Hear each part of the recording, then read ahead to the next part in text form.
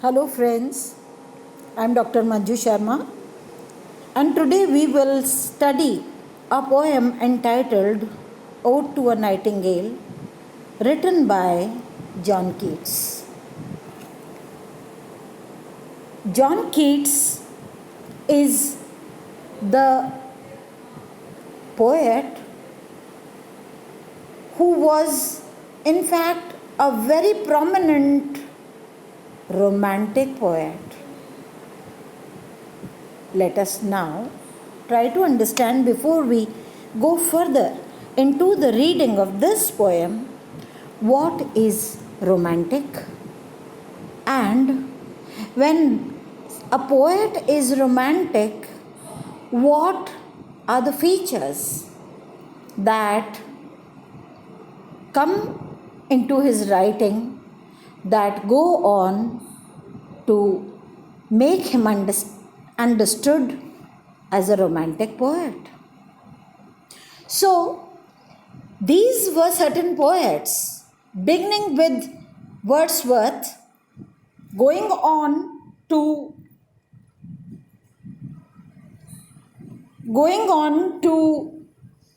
Coleridge, then to Shelley, Keats, and even Lord Byron. These were the poets who succeeded the high reason that was prevalent during the Augustan age, during the writers who involved more of brain into their writings. And these were the poets who championed to involve more of a heart, more of a study of common people.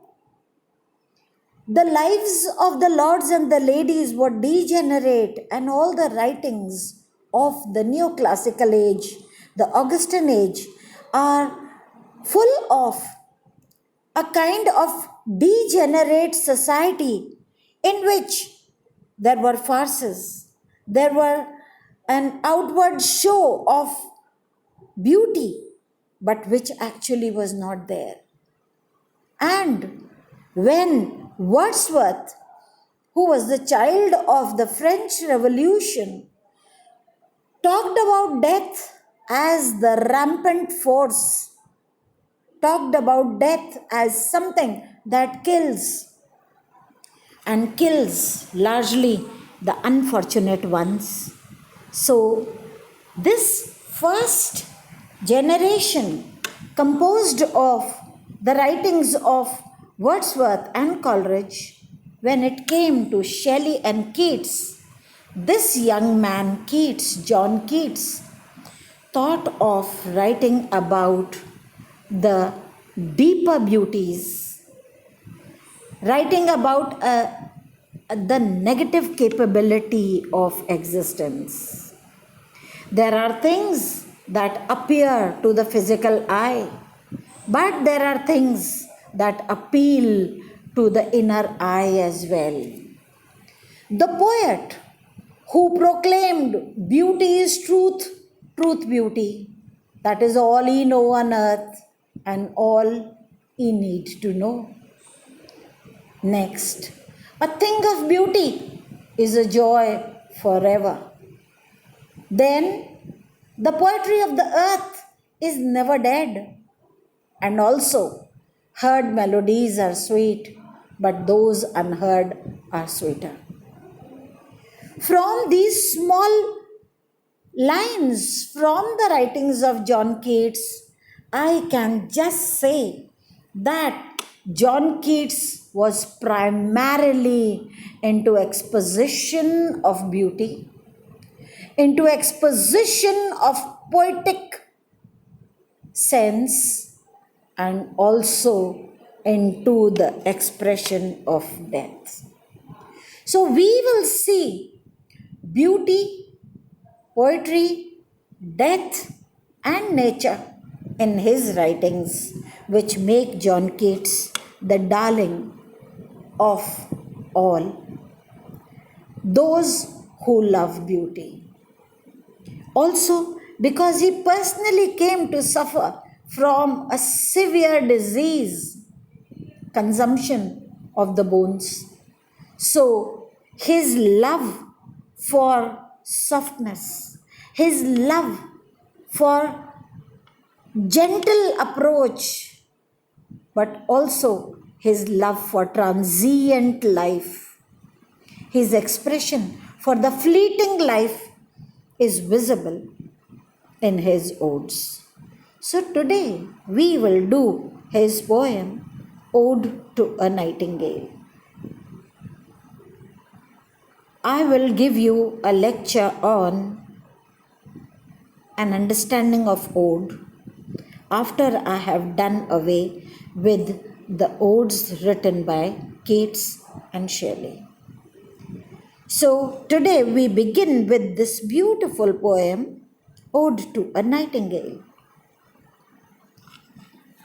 My heart aches, and a drowsy numbness pains my sense, as though of hemlock I had drunk. The poem begins with the expression that the poet's heart is aching. He has a pain. So the poem begins in the state of pain that the poet is suffering. And a drowsy numbness is aching his sense. It's not just the body, it's everything, his sense, because that is suffering. And this sense is as though of hemlock. Hemlock is poison. As though he has been poisoned, the pain has caused him the suffering which is close to being poisoned, the impulses, the shooting pain that he is suffering. Or emptied some dull opiate to the drains 1 minute past. Only 1 minute I have drunk some opiate, and Lethward has sunk. Leth is the river, the biblical river, the mythical river of forgetfulness. It is said that when men die, they may ascend the heaven or even the hell through this river, because then they forget all their earthly pains. So he feels as if he had sunk into this river of forgetfulness. So in this state where he is in agony, he is in pain, he hears the song of the nightingale. Somewhere in this desolate place, a nightingale sings. And we all know that nightingale is known for her beautiful notes. On hearing this, he says, it is not through envy of thy happy lot, but being too happy in your happiness. I am not envious of this beauty that you can produce through your throat, but that I am really very happy. I am not at all envious. That thou light-winged dryad of the trees, in some melodious plot of beechen green and shadows numberless, singest of summer in full-throated ease. After happiness, he puts a dash. This dash, whenever it is used, it means it is a figurative device which tells us that what is going to come in the later lines is the explanation of this word. What is happiness? Happiness given by the sound of this bird is that she is thou is you light-winged dryad of the trees. Dryad is Greek word for spirit. The bird, he cannot see the bird. He only knows by the sound that it is the nightingale sing. So he says that you are the spirit of the trees. And in some melodious plot of beechen green, there are beech trees growing everywhere, and there are shadows numberless. The shadows of trees, shadows not of pain. The poet is lying in the shadow of pain, but the bird is lying in the shadow of happiness. the shadows cast by trees. She's there and she's singing of summer. In England, summer is the most beautiful season. If I can just remind you that Shakespeare wrote down a beautiful poem, Shall I Compare Thee to a Summer's Day? He wrote down a sonnet.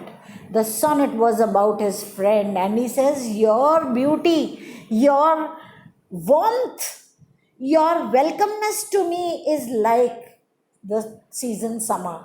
So, summer signifies happiness, signifies life, signifies warmth. So he says that Keats says that you are singing of summer in full throated ease. A nightingale is not supposed to make any effort to sing. It is natural for her to sing in that beauty. Now there is a kind of autobiographical note here.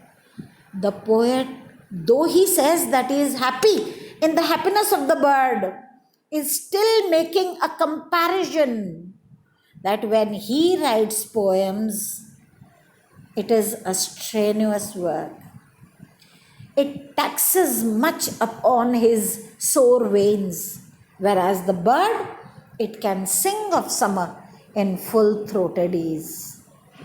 जो ये पहला उनका stanza है इस odd to a Nightingale का, वो शुरू हो रहा है डिस्क्रिप्शन के साथ कि कीट्स को दर्द है, ऐसा कि वो जहर पी के चुके हों, अभी अभी सब कुछ भूलने की नदी के अंदर डूब के सब कुछ भूल चुके हों, ऐसे में उन्हें आवाज़ सुनाई देती है और वो बोलते हैं कि मैं तुम्हारी आवाज़ को सुनकर बहुत खुश हूँ, कोई जेलसी नहीं है, फिर भी ये कहूँगा कि तुम जो गा रही हो, तुम स्पिरिट हो इन पेड़ों की, किसी जगह पर छुप कर जो गा रही हो, वो ऐसा लग रहा है गर्मी का एहसास, और तुम फुल थ्रोटेड ईज में गा पा रही हो. Now when he hears this full throated ease, he craves, he wishes, वो एक प्रार्थना करते हैं, oh for a draught of vintage. Drought is a small gulp, a small amount of water that you can gulp down, some liquid. So he says, oh, you seem to be proclaiming a drought of vintage, drought of happiness that had been cooled a long age in the deep delved earth. Wine which has been kept in the heat of the earth. Best wines, when they have to be created, wines, remember, make us forgetful of things, make us ease our pains. Please do not take it directly, do not take it theoretically. It is believed that wines do that. So he says, your voice, at this moment in the beauty of your voice, I really wish I can have a draught of vintage that has been cooled long age in the earth. Tasting of flora and the country green. Wine that has had the taste of all the flowers growing around and the country green. Dance and provincial song. Wine which was buried in the earth and on which on the earth people danced with joy and sunburnt mirth. Again the sun comes back in his poem. Sunburnt mirth. Mirth is happiness. काश मुझे वो शराब का थोड़ा हिस्सा मिल जाए जो ज़मीन में दबी हुई थी, जिसके ऊपर लोगों ने आनंद किया है, जिस पर फूल उगे हैं, जिस पर कंट्री ग्रीन हुआ है, जिस पर लोगों ने नाचा है, गाया है और खुशियाँ मनाई हैं. O for a beaker full of the warm south. Then he says, because Keats was advised to go south because of his sufferings. So he says, first he says, just give me a draught, a small amount. But then he adds on, he lusts more and says, give me a beaker full of the warm south, full of the true and blushful Hippocrene. Hippocrene is very strong wine with beaded bubbles winking at the brim. Look at the beautiful alliteration, the use of BBB, the b. We do this sound, we make this sound when we are making a prayer. So he says, एक सुंदर सी imagery, ये भी उनकी कविता की खासियत है कि वो सचित्र आपके आगे चित्रण डालते हैं कि ये जो बबल्स है, जब हम शराब पानी में किसी बीकर में डालते हैं तो बबल्स जो ऊपर उठते हैं, bubbles are that air which release a little bit of the strength of this wine. So he says, I really wish something of the kind to be given to me. And purple stained mouth, or when people are poisoned, their mouth becomes purple. He is singing for an approaching death. He is sure that death is approaching him. So he says, let me die in this moment. I am so happy in your happiness that I want that my mouth becomes purple stained, that I may drink and leave the world unseen. Escapism. उनकी इस कविता में एक escapism है, वो चले जाना चाहते हैं. इतना दर्द है, इतनी तकलीफ है उनको, वो चले जाना चाहते हैं. He was suffering from the tuberculosis of bones, and with thee fade away into the forest dim. Forest is a symbol used for the world, where you do not know what lies next before you. So in this stanza, he compares the voice of the nightingale, the intoxicated impact of the voice of nightingale, with the intoxication caused by wines and by poison. And he says, I just wish, give me a small mouthful of that. Then he adds on and says, I want a beaker full, with the beaded bubbles winking at the brim, my life going up in bubbles and getting burst at the top. So in that way, in this moment of happiness, I just wish to fade away. I wish to go away from the world unseen. What we have seen in these two stanzas is Keats' special sensibility to the beauty of nature. To him, nightingale is not a bird. She has been called the dryad of the trees. She is a spirit that is not burdened with the weight of body. So he invites the spirit of the nightingale to lift him up. When she is singing in her full-throated ease, when she is pouring forth her heart, in this moment, he wants a kind of poison to be given to him, a kind of intoxication that will lead him to leave this world painlessly. So, we see the admiration of nature, the identification with the elements of nature, the beautiful rhyme scheme, the beautiful personifications, and also a personal escapism. This is all for today. We shall continue. Thank you.